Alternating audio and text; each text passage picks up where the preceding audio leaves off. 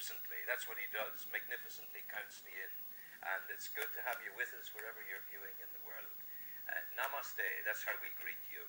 Salam alaikum, we greet you that way too. Shalom, we greet you that way too. Alhamdulillah, we greet you that way too.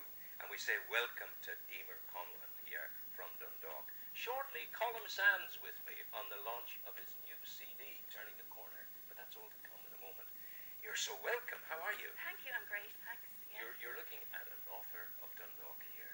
And this is all your stuff. You've come up with this wonderful imagery of children's Vroom-Town material. Yes, I'm taking some friends with me today. Tell us about them.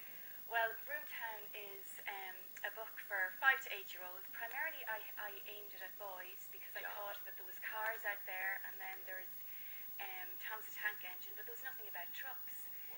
So and they love trucks. And they love trucks and diggers and everything. So I thought to myself, there has to be something in this. And I developed the characters that I hope the children would fall in love with. But having done loads of readings and been in libraries and chatting to my target audience, which are the little ones, I realised that girls love the book as well because they love the colours. And not so much the truck side, but the story and the colours. So I think in the next book I might have to have a couple of pink trucks with glitter or something on them. And the story, encapsulate the story for me. What is the plot? Basically, Vroom-Town is a wonderful place where all types of trucks live, work and have exciting adventures. And The Adventure of Tim the Tipper is the first book in the series. My second book will be out at the end of August, which is Terrible Terry, Tractor Unit Causing Chaos. It's all about alliteration. I'm thinking of another woman who looks not all that dissimilar to you, who made a fortune out of a book she wrote about helicopters. The Princess of... There you go. Yeah, Fergie was the lady who did that. If I had a bit of success with that, it would be great, wouldn't it? But where did the idea come from? Well, I actually work in McIlvany Motors, and they're the main Scania dealer for the Northeast and Dublin, and also the Volkswagen commercial vehicle partner.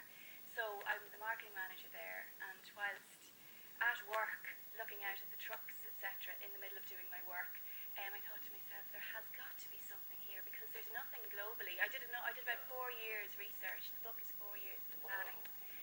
So because I'm a marketing person, I had to do the research. I had to get the characters.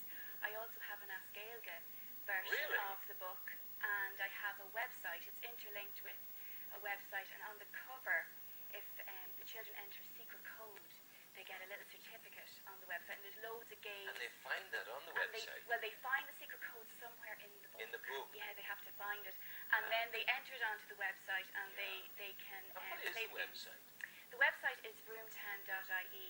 That's easy. It's easy, Vroom-Town. Is there a hyphen in the middle, or it's not? It's just straightforward? It's straightforward, yeah. But all the domains. I covered every eventuality of the domains. VROOM town.ie, that's what it is. It is, yeah. And you've never written before?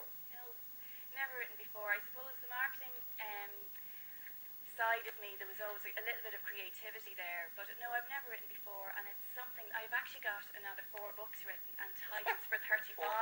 Colm Sands is there. This is absolutely as productive as he is in his songwriting. The sun was shining on Vroom-Town. It would be a busy day for all the trucks.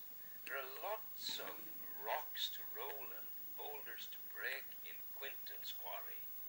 At Bill Byrne's yard, everyone was getting ready for the day ahead. Rowan, I'm going to employ you as a storyteller. Wow, I tell you. Here we come to the next little bit. As usual, Screech was zipping and zooming around. Full of excitement. He loved helping the bigger trucks get ready for their day's work. Tim the Tipper and Theo the Tipper were at the diesel pumps, very necessary. Bill Byrne made sure Nozzle nozzed to his friends, filled them up to the brim. That's great stuff. Yeah. It's lovely. Kids will love this. Hope so. Yeah. Mums and dads can read this to the children as well. Exactly, yeah. And then when they get slightly older, they can read it themselves. I suppose the pictures and the colour are for the younger ones. Yeah. And then the actual reading in the story, the language, if you like, is for the slightly older ones. But I have to say that I had I've the concept of the movie done before I'd finished book 1, and all my friends are saying, would you just finish the book and get it done? And I'm like, well, we're in the red carpet, and they're going, please.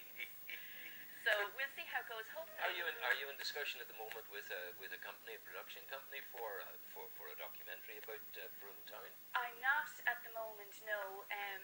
Some time ago, probably last November, just when the book was launched, if you like, a cartoon entertainment company approached me and said just maybe to discuss doing a cartoon of it. So I am just been that busy because I'm working as well. Yeah. I haven't had the headspace to nearly do that, but it's certainly something that I would love But it to took do. a very considerable amount of headspace, dare I say, to do this, because you need to loosen all of the edges and all of the trims and frillings around your mind to concentrate on turning this out. Exactly. Yeah, and I think as well, Rowan, like as I did for all my life, I would just pick up a book, take it at face value, read it, and that would be fine.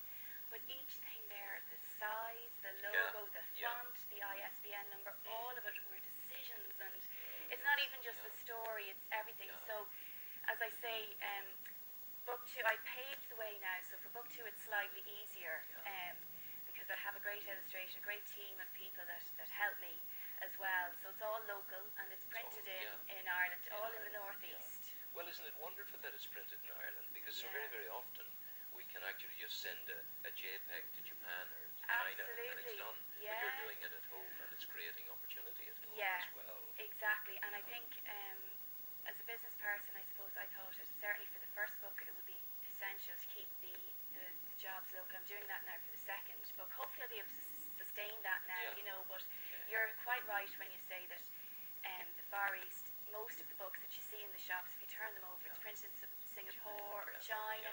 Exactly. So it's all about trying to keep everything local, and if I'm doing the business, then everybody involved will be doing the business, if you know what I mean. We first got into contact through a notion that Nationwide on RTE might want to do something on it. And I certainly know that it's the kind of thing that we would do at Nationwide, but you need to contact my editor there. Yes, and indeed. And it applies to any of you out there have ideas that you think would be suitable for Ireland's great positive news, it's good news, 3 times a week television programme Nationwide. Ryan at rte.ie, R-Y-A-N-E, I think, that's it, Ryan at rte.ie. Will you contact Owen? Yes, I've sent my proposal to him. Do, that's good. You don't hang around. No, I can't afford to have to go and get the things done, is right. Well, look, thank you so much for coming in. This is wonderful, and I rather think we'll be talking again. I hope so. This is going somewhere. And thanks very much for your time. Not at all. Thanks, Thank you for coming. All the best. Sean, we'll have some music.